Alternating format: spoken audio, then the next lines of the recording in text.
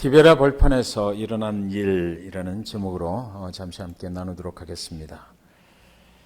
디베랴 벌판, 다른 복음서에도 다 이 내용이 나와 있는데 특별히 요한은 갈릴리 바다 건너편으로 가셨다라고 할 때에 디베랴 갈릴리 바다 건너편으로 가셨다라고 기록을 하고 있습니다. 요한이 이 디베랴라는 말을 통해서 뭔가 그 예수님과 예수님을 따라가는 사람들이 있던 시대 상황을 좀 말하고자 했던 것입니다. 이 디베랴는 로마의 황제 티베리우스의 이름을 따서 만든 말입니다.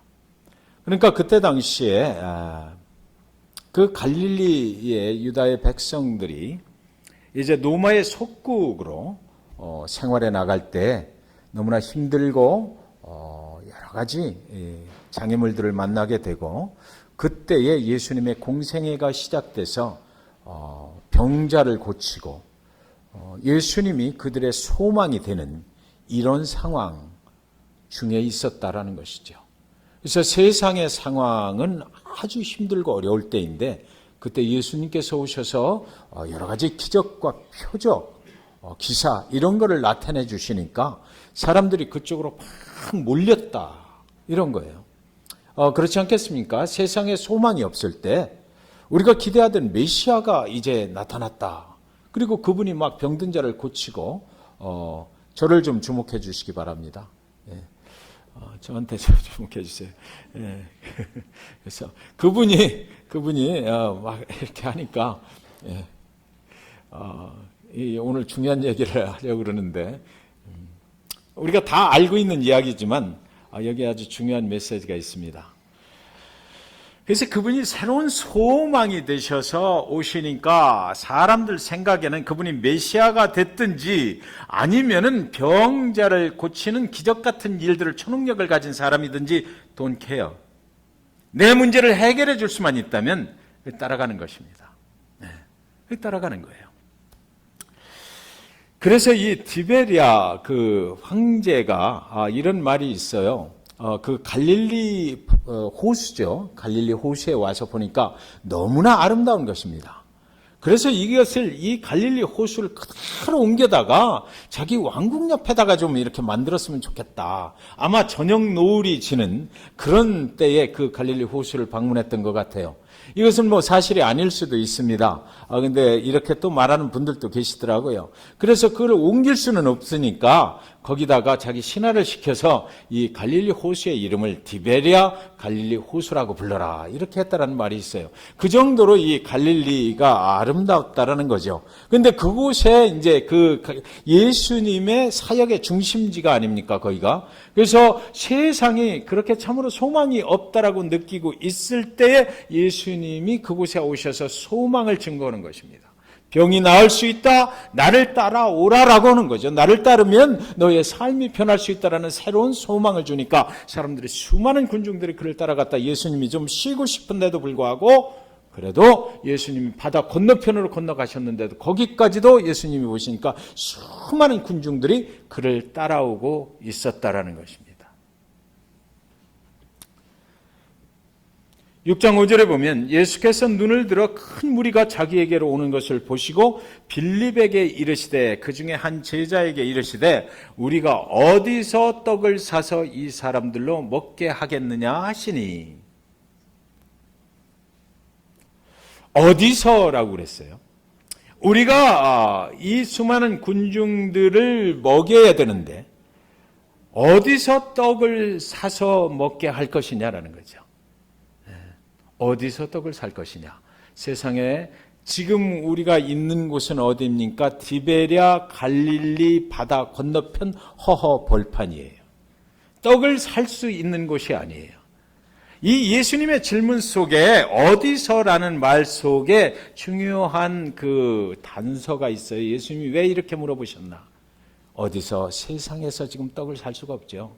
세상에 로마에 속국되어서 자기들이 원하는 삶을 살 수가 어렵게 만들어진 그 세상 속에서 떡을 살 수도 없고 또 이들을 주님께서 벌판으로 광야로 인도하신 또 목적이 있는 거예요. 어디서 여기 아무것도 없는데 어디서 이 사람들을 먹일 수 있겠느냐라는 거죠.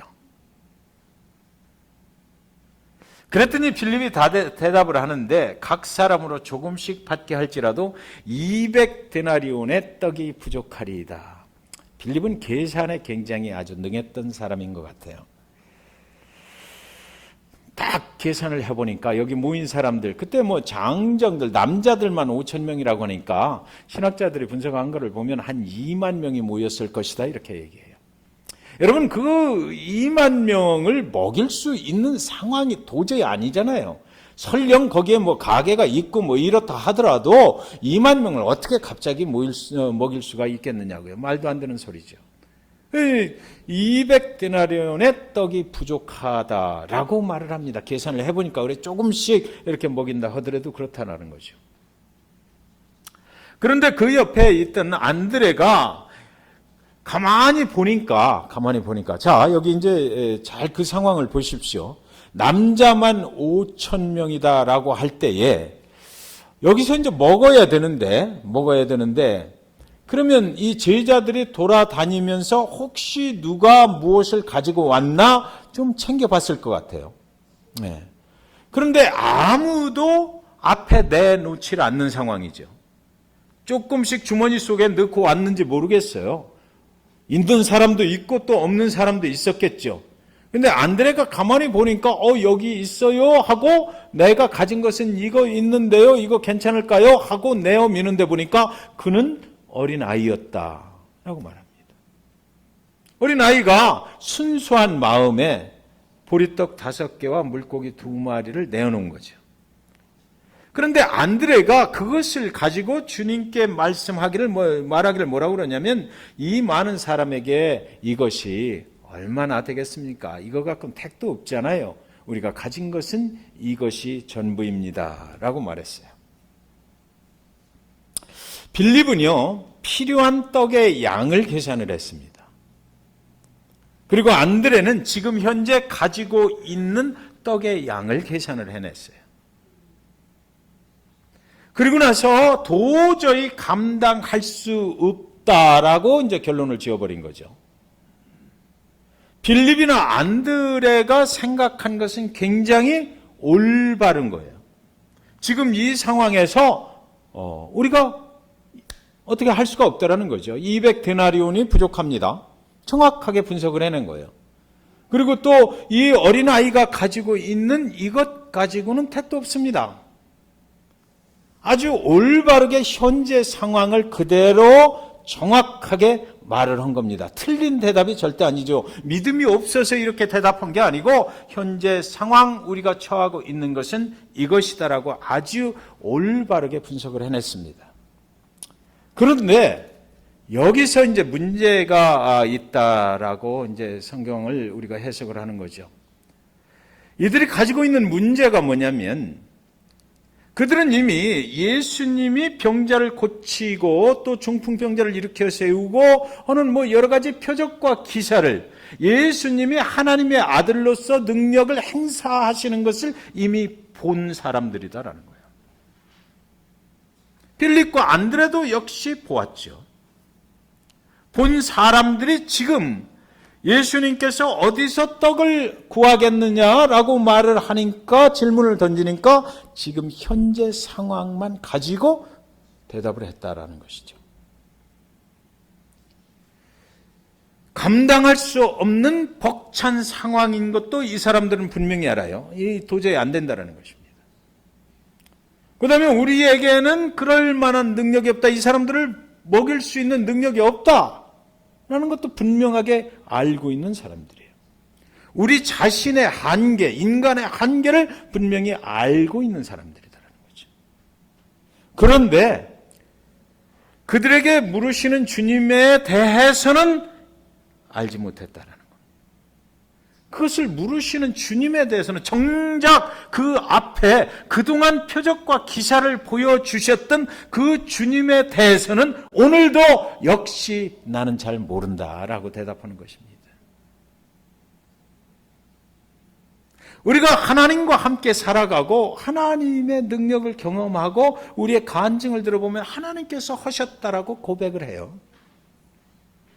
그러나 정작 우리의 상황이 어렵고 감당치 못할 상황이 닥치면 우리는 그 하나님을 모른다고 또 대답한단 말이죠.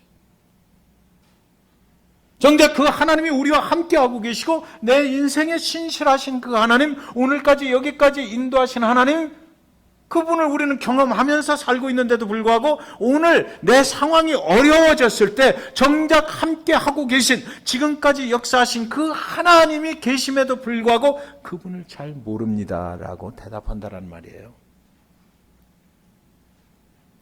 그래서 오늘 본문 말씀 중에 가장 중요한 말씀이 있는데 그것이 보면 뭐냐면 6장 6절 말씀입니다. 이렇게 말씀하심은 친히 어떻게 하실 것을 아시고 빌립을 시험코자 하심이라 이래요.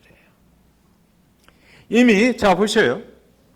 오늘 1절부터 14절까지 있는 말씀의 시작이 빌립에게 질문을 하시는 것으로 시작하거든요. 그래서 빌립이 대답을 하고 안드레가 대답을 하고, 그리고 나서 그 후에 뭐예요? 주님께서 그 어린아이가 가지고 있던 도시락을 가지고 하나님께 감사하고 축복하고, 그리고 나서 모든 5,000명의 군중들을 다 먹고도 남음이 있게 하셨다라고 결론 짓는 거잖아요. 오늘 내용은 그거거든요.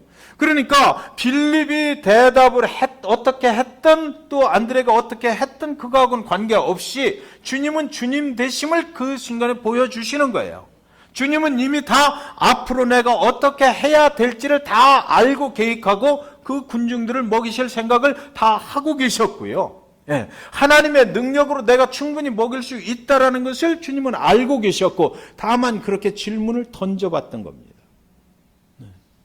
하나님의 결론은 뻔해요. 너희가 아무것도 가진 것 없어도 나한테 나온 자들을 내가 절대로 굶기지 않는다라는 것입니다. 예수를 표적을 쫓아서 나왔던 그 이사 이런 거 내 병 낫기 위해서 왔던 어떤 목적을 가지고 예수 앞에 나왔던 그 예수 앞에 나온 영혼들을 절대로 주님은 굶기지 않는다라는 것을 보여주시는 것입니다. 인간의 힘으로는 도저히 극복할 수 없는, 감당할 수 없는 현실 상황, 그 속에서 주님은 역사하셔요. 주님은 주님 되심을 보여주시는 거죠. 이것을 미리 다 계획 가운데 있었는데 그저 그냥 질문을 던져보셨던 것입니다. 자, 그러니까 여러분, 이 5,000명을 먹이신 사건의 주제는 뭐냐면요, 믿음이 빌립이 없었다, 그 어린 소년처럼 어린 소년이 드린 것을 하나님이 쓰셨다, 이것이 아니라, 이거 다 같이 한번 읽어볼까요? 시작. 주께서 감당 못할 질문을 하시는 것은 주님 자신이 대답임을 알게 하기 위함입니다.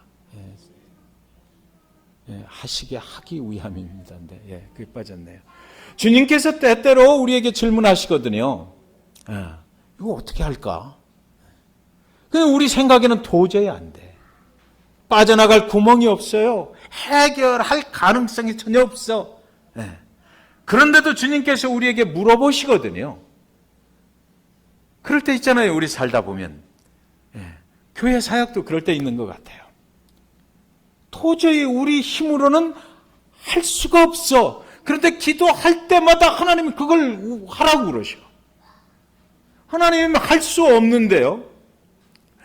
하나님 도저히 가망이 없어요. 우리 교회 능력이 그거 되지도 않아요. 우리가 그 사역을 어떻게 할 수가 없어요. 그런데도 기도할 때마다 주님이 하라고 그러시죠. 그 왜 그래요? 내가 할 거다라는 거죠. 내가 할 테니까 그냥 너는 아멘 하고 하면 돼라는 거예요. 오늘 그거 말씀하시는 거예요. 5천 명의 사건은 바로 그거예요. 빌립과 안드레가 도저히 안 됩니다. 가망이 없습니다. 우리의 현실은 이겁니다. 라고 할 때 주님이 그들에게 물어보시는 이유는 뭐예요? 우리는 감당할 수 없는 중에 역사하실 분은 누구다? 주님이다. 라는 거죠. 내가 할게. 내가 할게. 그걸 가르쳐 주시는 거예요. 그래서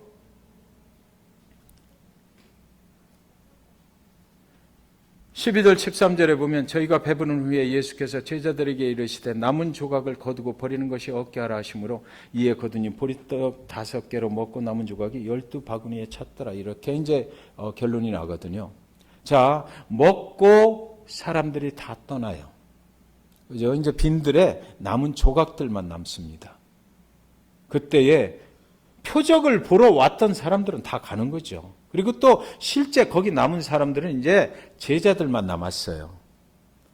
그런데 여기 12광주리에 가득 채웠대. 그걸 주셔라 그랬더니. 이것은 앞에 6장 3절인가 나오는 6월절과 연결되는 것입니다. 우리가 광야로 이스라엘 백성들이 나왔잖아요. 그것을 기억하라는 거예요. 6월절의 의미는 그렇지 않습니까? 홍해바다를 건너서 구원해 주신 하나님을 기억하는 게 6월절이거든요. 그런데 오늘 여기서 왜 그냥 좀 부스러기가 남아있으면 어때? 그걸 왜 또 굳이 주스라고 하느냐고요. 그래가지고 12광주리가 꽉 찼다라고 그러거든요. 그리고 아마 주님께서 제자들에게 하나씩 나눠줬을 것 같아. 그게 무슨 의미입니까?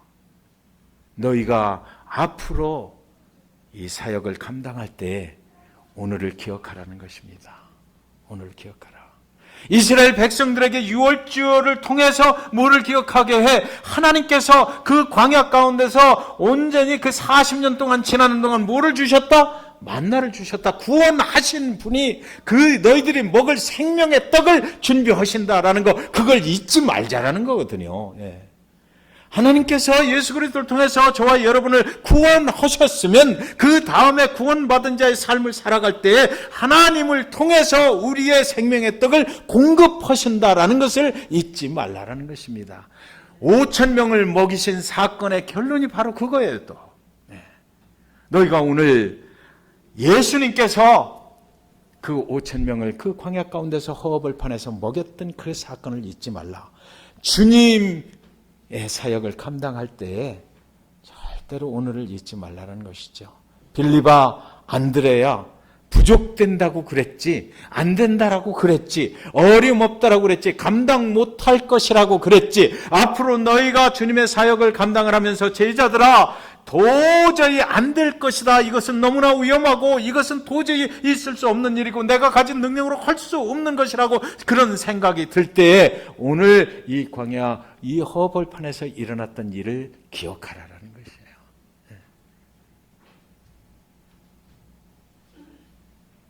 그래서 6장 35절은 이렇게 되어 있습니다. 같이 읽겠습니다. 예수께서 가라사대 내가 곧 생명의 떡이니 내게 오는 자는 결코 줄이지 아니할 터요 나를 믿는 자는 영원히 목마르지 아니하리라. 이 유명한 말씀이 이 5천 명을 먹이신 사건 뒤에 오는 것입니다. 내게 오는 자는 결코 뭐라고요? 줄이지 아니할 터요 나를 믿는 자는 영원히 목마르지 아니하리라. 주님이 공급하시니까 주님께서 해주시겠다는 것입니다. 그리고 이 어린아이의 손에 들려있던 보리떡 5개와 물고기 2마리,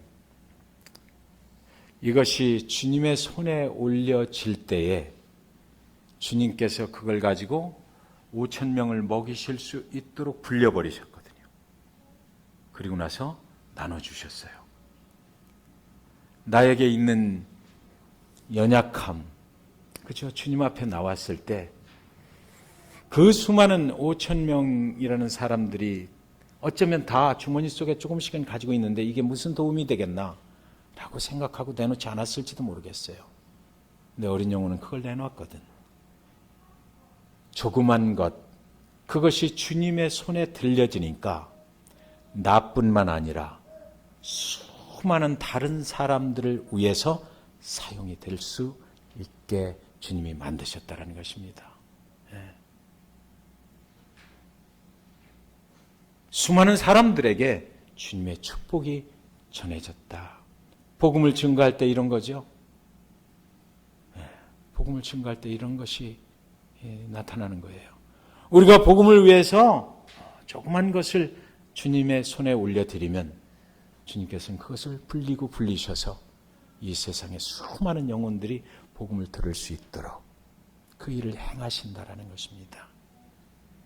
우리가 주님 앞에 나아갈 때 나의 연약함을 가지고 나가서 그것을 말씀을 드려야 돼요. 주님이 알고 계셔야 돼요. 나의 부족함을 알고 계셔야 그것을 불리셔서 주님께서 나의 필요를 채우시는 것뿐만 아니라 그것을 통해서 다른 사람들도 축복하시게 되거든요. 우리는 대개 보면 좀 숨기려고 그래. 주님 앞에 나의 부족하고 나의 과거에 잘못된 것 이런 것들을 자꾸 숨기려고 하거든. 나의 열등감 같은 것도 숨기려고 그래요. 주님 앞에 올려놓으세요. 주님의 손에 맡기세요. 내가 지금 잘못되고 있는 것들 이런 것들 그냥 부담 없이 주님의 손에 맡겨버릴 때 주님께서 그것을 사용하셔서 나를 1차적으로 축복하실 것이고 그리고 나서 그것을 통해서 또 다른 이웃들을 축복하시게 될 것입니다. 잭슨빌 중앙침례교회 사랑하는 성도 여러분, 적은 것이라도 주님 앞에 맡겨드리면 주님께서 그것을 불리고 불리셔서 잭슨빌 중앙침례교회 다른 성도들을 축복하실 뿐만 아니라 그리고 또 나아가서 세계 만방의 주의 복음이 증거되게 하시는 것으로 하나님께서 사용하실 것이다라는 것입니다. 내가 가지고 있는 것, 재능 이거 갖고 뭘 하겠어? 내가 주님의 일을 뭘 하겠어? 나는 아무것도 아니잖아. 이런 생각 하시면 안 된다라고 성경은 지금 말하고 있는 거예요. 미켈란젤로 그 유명한 사람 있잖아요. 그 사람의 스승이 보톨토라는 사람인데 그 사람이 어느 날 제자 미켈란젤로에게 이렇게 물었다고 그럽니다. 너는 위대한 조각가가 되기 위해서 무엇이 필요하다고 생각하냐? 그러니까 미켈란젤로가 말했어요. 지금보다 더 훌륭한 재능이 필요하다고 생각합니다. 그러니까 이 스승이 미켈란젤로를 데리고 어느 술집 앞으로 갔습니다. 그래서 미켈란젤로를 그 술집으로 데리고 갔어요. 그러니까 술집 문 앞에 조그만 조각상이 이렇게 있는 것입니다. 미켈란젤로에게 물어보는 겁니다. 이 조각상 아름답게 잘 만들어지지 않았냐? 그러니까 예, 괜찮네요. 이렇게 말해요. 그러면 이 조각상은 누구를 위한 것이지? 이렇게 물어봅니다. 그러니까 술꾼들을 위한 것이죠. 그리고 나서 다시 미켈란젤로를 데리고 거대한 성당 앞으로 갔어요. 성당에 있는 큰 조각상 앞에 미켈란젤로를 데리고 나가서 이 조각은 어떠냐? 참 훌륭하네요. 참 대단합니다. 말하니까 이것은 누구를 위한 것이지? 물어보니까 미켈란젤로가 하나님을 위한 것입니다. 그리고 나서 스승이 물었습니다. 너는 그럼 앞으로 무엇이 더 필요하다고 그러냐 생각 드느냐? 그러니까 아까는 재능이라고 대답했잖아요. 더 좋은 재능이라고 대답했던 미켈란젤로가 하나님을 더 아는 것입니다. 하나님을 위해서 일하려고 하는 것입니다. 라고 대답을 했다고 합니다. 여러분 오늘 이 말씀 이제 마칩니다. 예수 앞에 나오는 자를 절대로 굶기지 않는다라는 것입니다.